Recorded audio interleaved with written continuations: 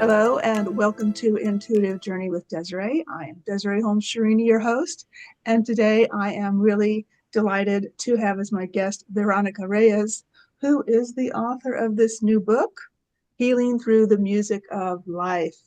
I just finished it and I really totally recommend it. It was really a really easy read and quite a story.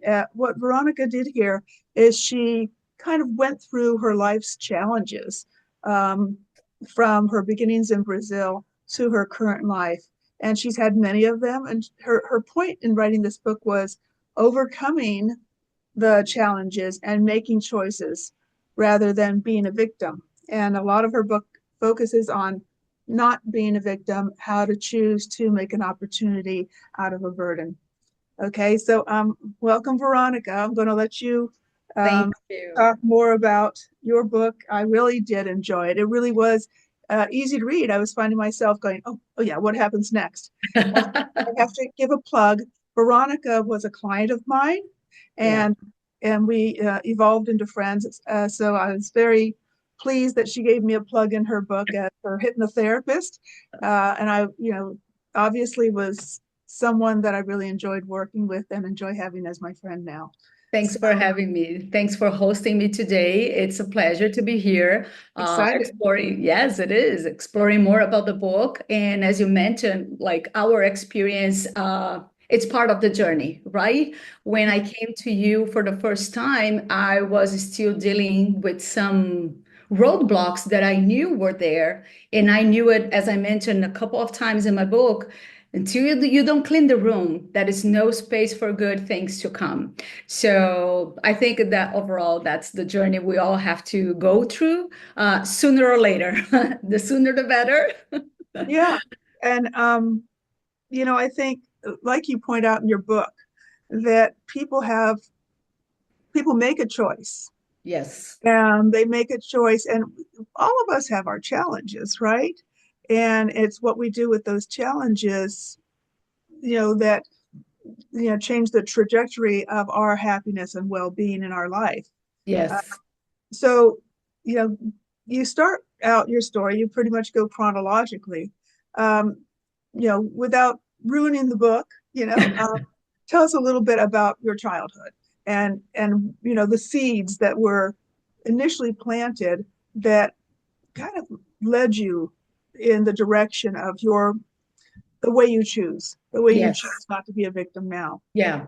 Yeah. So since that is in chapter one, I can talk about it, not giving the spoiler of around the rest of the book. But yes, my parents they were divorced, they are divorced. So we have like a very traumatic environment at home, which led to me to deciding for being more independent, for being autonomous in that sense. And until that point, of course, for a 3 years old kid, I didn't realize all the trauma that I was putting on that. So only as an adult and reflecting on my relationships, it's where I learned that I have to address all those traumas, all those issues with trust, love, with being worth of love, Yeah, and more important, and how to bring that to find peace, including with my parents. yeah, isn't it true? Like things happen to us, right? Yes, People say things, people do things, life just happens. And yes, then we either roll with it or, just keep perpetuating like, oh, the world hates me. And I love some of your stories about your different family members or friends yes, that, relationships and seeing their different experiences. yes. And so, at what point would you say, you were a kid, you had, things challenge you, right? Was there, is it an ongoing process still? Do you think it just keeps going, or was there a point where you kind of got it? Like, where you said, I see what's happening here and I need to change how I'm responding. Or were you always responding so well? No, that was like a process in my adult life. Of course, my first until I was a teen, I was just piling problems. But one thing that I want to mention before I responded to your question is that sometimes people won't have like such a significant episode as I did, but that doesn't mean that didn't impact them. So during the process of searching for the book and everything, I have been reading a lot and I like to explore stories. And I came across to a story. I don't remember if it was you that shared with me. Is a lady that she put a book about her story. And like her main episode was just because her mom, with the best intentions, replaced her doll for a new one. And she felt like completely devastated by that because it was not her doll. So, what I bring that is that it doesn't have to be a very big event or very remarkable, but that doesn't mean that it's not causing you any trauma or roadblock in your life. So, we have to go like looking at inside us and analyzing that. So to my, I think 18 or 19, I was just piling traumas and piling issues. So when I finally started finding peace with my mom and started doing it, I said, haha, now I have to do this. I have to address those issues. And then, of course, the area that impacted most in my case was my romantic life, right? So when I realized I was failing here, failing there, I said, okay, then it came the haha moment. I said, I have to touch on this. I have to start addressing the way I am dealing with the situations, the way I am behaving, because at the end of the day, the only thing I was doing was repeating my parents' story. Yeah. So, and this is very common for us because it's the model we know. So you have to touch all of that. Yeah.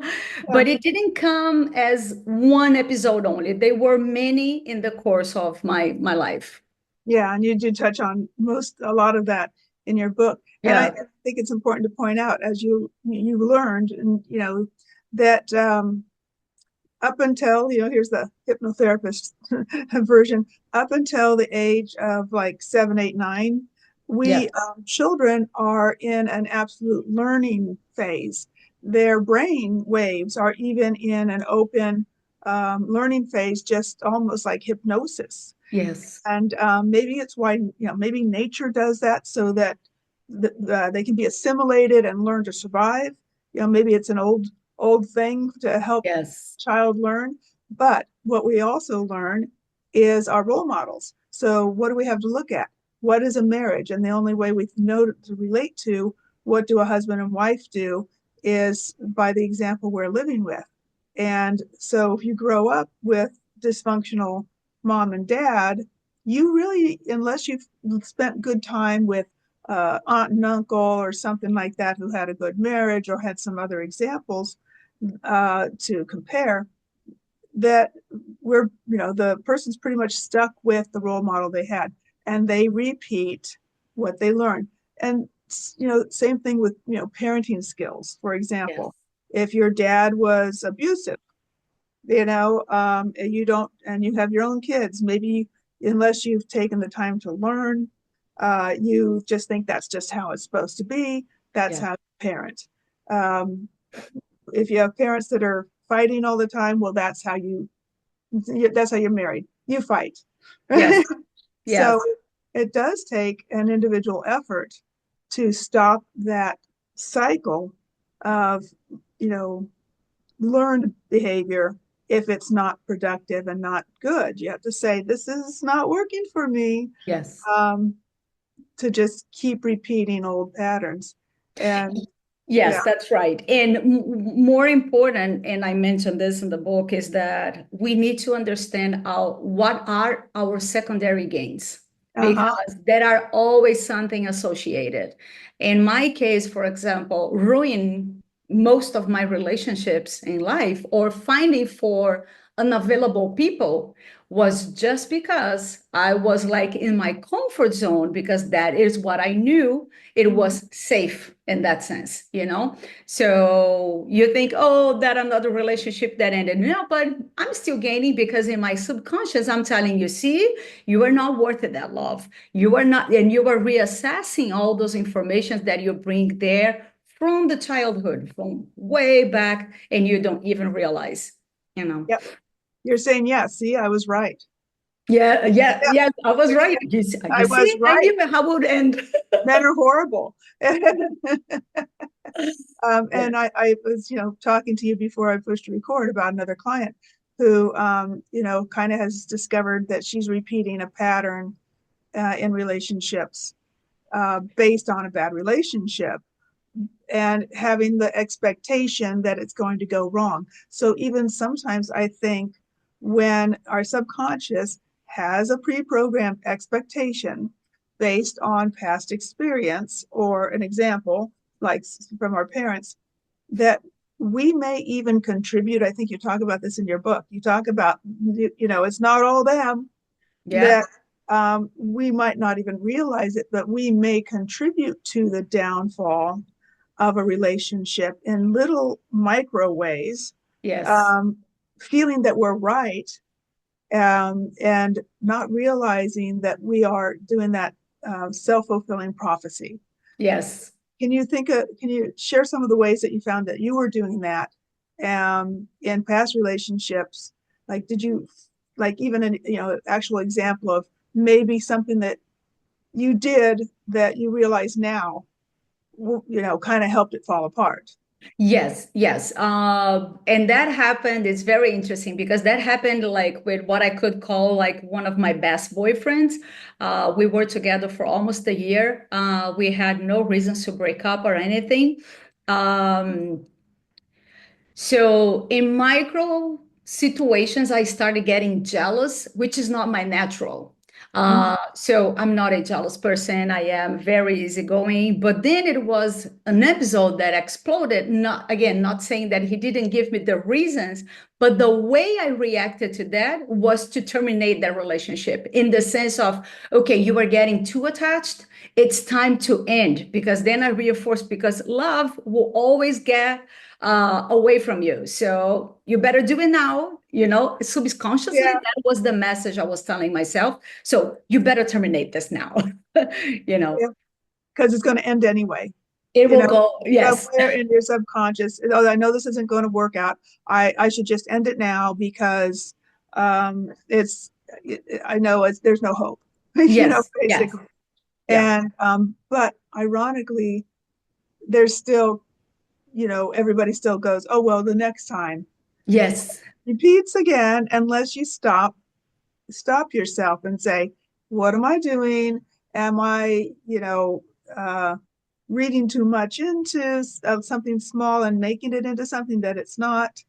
yeah, Um, like I, commented about the recent client, I said, from now on, ask yourself, is this him or is this the old, yes, story? yes. What, like, is it really true or is it this old story and you're taping it on to something that's really probably innocent or resolvable, right? Correct, correct. Yeah. But it um took me a long time to be able to give different responses.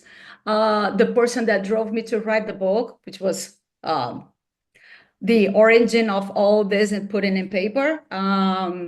It was key for that because one of my fears was to show myself to people, yeah, you know. And then when I faced that fear, you know, uh, a lot of things went through like to the right place. And I said, okay, I don't die with this. Like, okay, I don't resist this, I'm not dead. yeah, it's like in reality this feels good, like so. And then of course again I feel about that with the book when I question myself, why did you do that? Like people will know your flaws, people will know where you have been through, but then you understand that can be a word of support for people that are facing the same and they just don't know how to get out of the situation, because Mhm. my challenges won't be over anyway. So more will come. The only thing that changes is the response that I give to what happened from now on. So, Yeah, and when I wrote my book back when, my goal was to share, like you, it was like saying, okay, this is uncomfortable, yes, to share some of these inner thoughts, and and life. Yes. And to, like, open up the blinds and open up the curtains and be vulnerable. Yeah. But it was honestly to say, look, you don't have to. I hope I give other people, and in the book I literally say, I hope this is a shortcut for you, Yes. to step over some of these challenges, and it won't take you so long to get where I got. And, Yeah. and so, but for me, I'm a life coach and hypnotherapist. That falls within my venue. I think it's really brave of you Thank and you. kind of you to want to put out, something to help other people get past, because you've learned through your life. And so explain, your process of, you say it took you 4 years, right? Yes. To put this down on paper. So you say your first incentive, going from the first, like, I'm going to write a book. Yes. Why I'm going to write a book. Who am I writing this book for? Yes. Part of it is you're writing it for yourself, because that kind of is like cleansing, isn't it? It is. It You is know, a healing process. It yeah. is. But to share it with others. So go through that process of from beginning to end of Sure. experience and choosing to write it. Sure. Yeah. So everything started with Thomas, who is known as Thomas in the book. So he was a person that used to work with me, and we had some involvement before, but nothing that was fruitful. And then, in a sense, that we didn't talk anymore when I was aware that he was struggling with depression. And in trying to find a way to communicate with him, I decided for writing stories of my life and sending to him. So, and then of course that came all the vulnerability, like, okay, so, but I barely know this person. How am I going to tell them about this? But anyway, I did, like, in a hope of helping him to see the bright side of everything that we go through life. Um, and then after writing for 15 days, I stop it. Like I said, this is it. I think you have enough material to go through whatever you are going right now. And a few months passed, and talking to another person, and the person says, "Oh, you should be a life coach." And I said, "No, no, I'm not ready for that. I'm no good on that." And in fact, I don't feel I am, because I am kind of impatient with people that resist to change. Maybe because I was since early ages like pushed to change, to move. When people present a lot of resistance to me, I get like you get on my nerves. So I'm not ready for that. So kudos to you. Right. So in that sense, I still wanted to try to help people, but how to do? And then it came the decision of putting that on a book. So I dedicated myself a lot. Of course, starting from the draft that I have sent to Thomas, I started evolving that and transforming into a book. And the reason why it took me so long, of course, it was the lack of time, because I still had my career, my job, but more because I didn't want to touch those topics. They were topics that were very painful to me to revisit, and it still is. The wound will be there. The wound will be there forever. The only thing that changes is the response that you give to that wound. So even today, when I am reading to review a typo or something in the book, I still get emotion. So that's why it took me longer to finish. And of course, the whole process of publishing the book also involved a self-sabotage process, which I have to overcome, because for the fear of judgment from others, and like not knowing who would read, who would feel sense on that, I was pushing and pushing and pushing, and I knew I was doing it. Was a conscious process. And then came to the decision, okay, this is it. You are going to release the first version, even if you have to revisit later. So I have to face my own fears and said, okay, this is over. No more self-sabotage. Like, let's do it. Yeah. So it is a learning process. It's very cleansing, as you mentioned. But yes, now I am very proud of that. Yeah, and it's done. It Yeah, is. it's exciting. So When's your next book? No. Well, I it will Congrats. take a little, but I am right now working on the translation to Portuguese to allow folks back in Brazil to read that too, including my family. Because that's another thing. My fear of being public, as I did, was to the point, what are my parents thinking? I'm sharing their story too, like part of their stories. I'm sharing things that they don't know. And you said, how are they going to see me? And then, like, in this process, I have to overcome that too and be able to find peace with that. So when I finally last week got the blessing for that saying of my dad, I said, okay, now we're on the right track. So, but I am working already on some topics for book two. So it will be a book two. There are Well, a few more things that I want to explore with people, especially around self-sabotage, procrastination, things that people will start doing with their own life. Uh, but I needed to set the grounds of sharing my own story to be able to see or say and comment about other topics that I have been there. So yeah. And I think that that's makes the a big whole, difference. I think, yeah, um, a book like this, like you say, it helps other people know, you're not alone. yes, You don't, here's some way, and you really did a nice job on putting in there, ways to reflect yes, on what are you doing. You didn't just say, "Oh, this was my life," blah blah blah blah, yeah, right? You yes. said, "This is, things that I've encountered throughout my life, and here's how I responded at the time. Here's how I chose to. Here's how I made it better, or here's how I realized I made it worse." Yes, Um, and you encourage the reader to think, "Oh, wait, what am I doing when yes. this happens?" You touch on there on the victim, and you talk about patience. Oh, we both know something. So there, it's we're laughing because we have someone in common that is maintains resistance, total resistance to change from a state of victimhood, and may go victim, victim, victim. Yeah. And I've had clients, friends, um, that we all have, and some of maybe even some of you listening, it is you. Yeah. Stop and think: Is this me? Am I doing that? Um, I have some friends that often when we talk, the same topic, it's the same.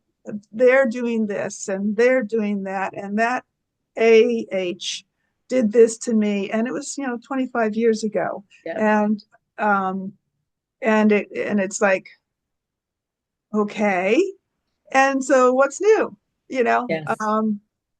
Or I had like I say, clients that have come in, and sometimes they say they want to change, and one is in particular, she did not want hypnosis. She only wanted to talk, and it took me some time to realize, after working with her with other modalities, maybe behavioral modification, maybe some thought change practices, that sort of thing. It took me some time to go, oh, she is, you talked about secondary benefits, Yes. she did not want to change. She was getting too much from that's the victim. Yes. And so, you know, for the listeners and the viewers, when you say you want to change, you say, "Oh, look what happened to me." Reconsider, like, what are you getting out of that? Like, do you get attention? Do you get people being extra nice to you? And can you find a better way?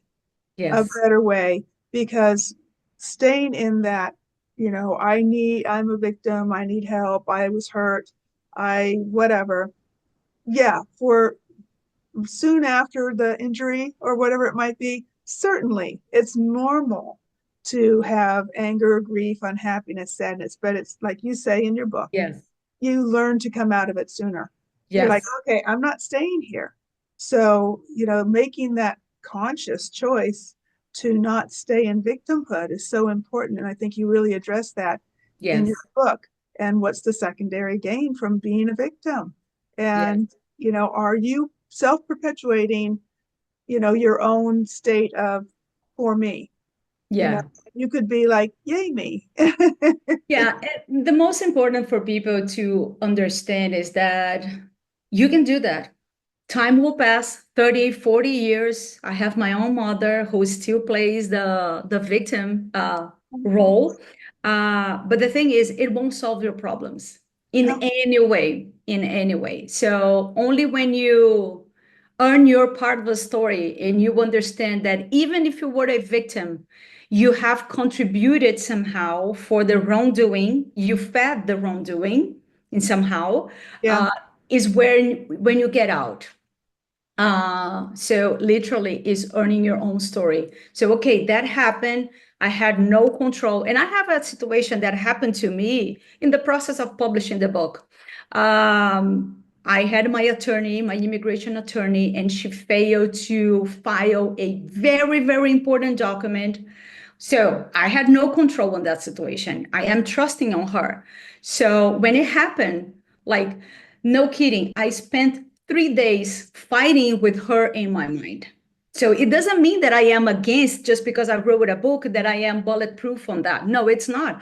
I spent 3 days spinning my head, arguing with her, not sleeping. The third night, I have to take medicines to sleep. And I said, this is over. I still remember it was 3 in the morning. I was having a talk to myself, Veronica, this is over. You self-pity yourself enough. Now let's look at what you can do with what happened. It won't change the past. It won't make the document being sent out of the blue or being accepted. So now that you have the situation, how are you going to address that and move on? Does that mean that the problem didn't happen? No, it didn't. It still have like actions to do, but in that self-punishment point of, oh my goodness, why, it doesn't lead to anything good. So, and it doesn't solve anything. So we have to address those things. I know the anxiety, worry, anger, resentment, it can't change what's already true. Yep. And so our only choice is to say, okay, I'm here now. Yes. And in a recent workshop I did, I said to some, the little a little question answer thing to go through is, do I like what I'm thinking? Do I like how I feel when I think that? Yes. You know?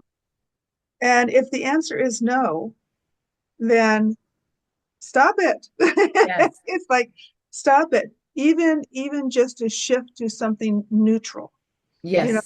And I say, like, puppies, okay? You can't just, sometimes people magically will say, oh, just, everything is wonderful, blah, blah, blah, blah. You know it's not wonderful. But Yes. you can kind of harness your brain and you can kind of shift and say, like you just pointed out, okay, this is in the past. It is what it is. What can I do about it? Yeah. And take some action and then, just deal with it. Just let Yes. let yourself move forward away from dragging all that with you, all the anger in the past. Also, some time ago I did an episode on forgiveness because I think we need so many more words than Yes. forgiveness. Forgiveness, people don't want to forgive. No, of course not, because they think that means it, oh, that's okay. It was all right what someone did.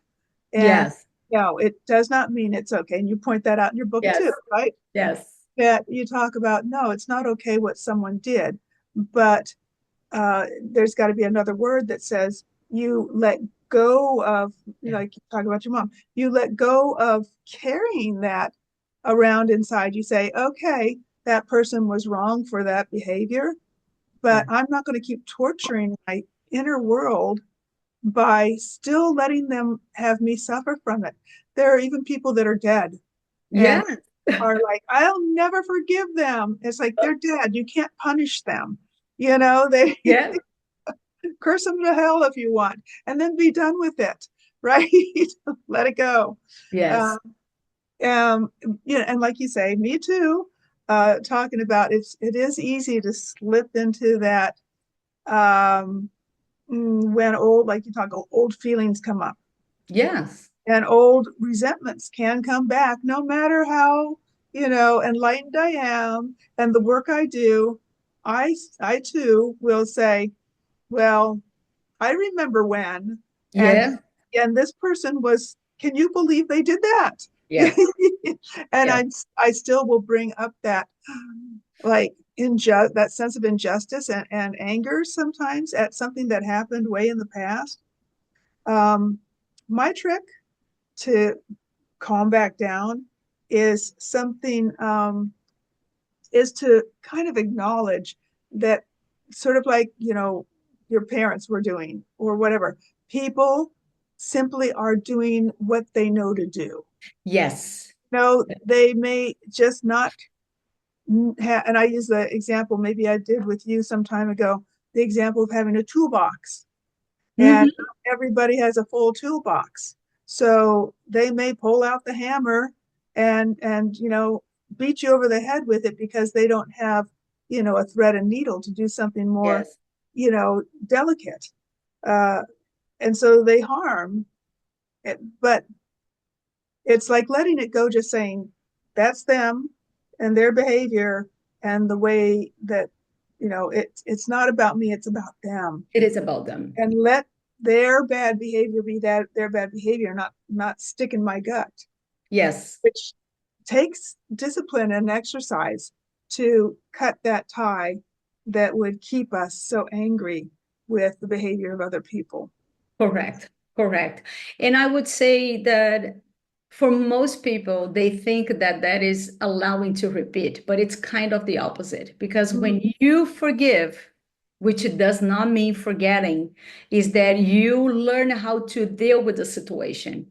Meaning, if something happens to me today, I am easily cutting the situation out because I already know. So, and when you forgive, you take control of the situation. So you don't give the power to the other person of controlling your emotions. We will still have, like, emotions are natural, like we can control. So I usually say, when I have those bad feelings, I invite them to the room, I invite them for dinner, So, like, okay, today, let's ruminate on this. And then you move forward with a better attitude. Yeah, perfect example, because it really doesn't, to go one extreme or the other doesn't do any good. To pretend like something didn't happen, Didn't happen. and or to be so forgiving that you just allow someone to repeat offenses. Yes, So you have to be assertive. yes, You have to, distance yourself from someone who would repeatedly offend you, um, yes, but without being offended, without just saying, okay, that's just that.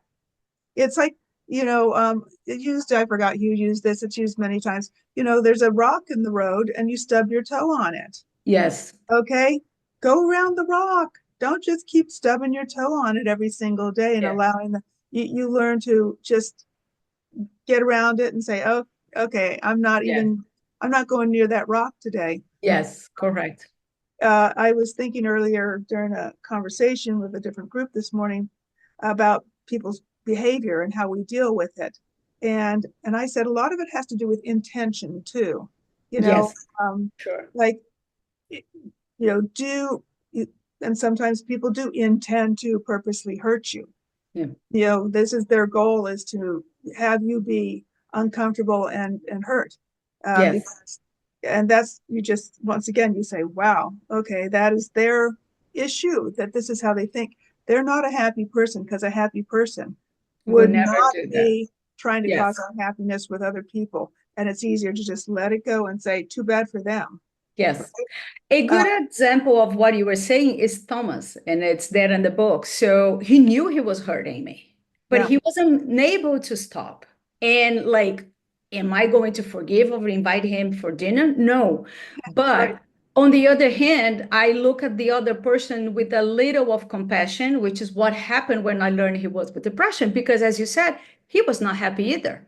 right, very He There is no way you are doing harm to others and you are good with that. Except if you are a sociopath, you are no good with that, So it is a process of, okay, this is yours. I don't want this. Doesn't serve me anymore.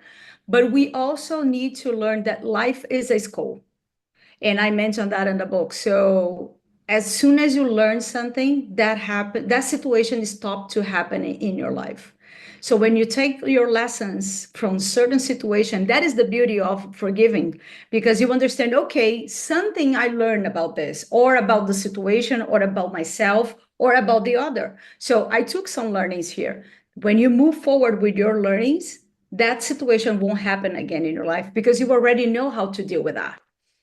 Yeah, and if something similar does happen, it's as if almost as if it doesn't happen because you don't respond the same way. Yes, Out of correct. like you're not the victim anymore. You don't feed that. You're Yeah. like, oh, it's that thing, Yeah. it's that thing. Yeah, that I remember how to deal with that. Meh. Yeah, I Done. remember how to deal with that sort of interaction. I know how this sort of person is, or I know how this sort of event happens. Um, you talk about change a lot in your book, and you had a lot of change. How do you think that impacted the way you maybe respond to life, or your resilience now?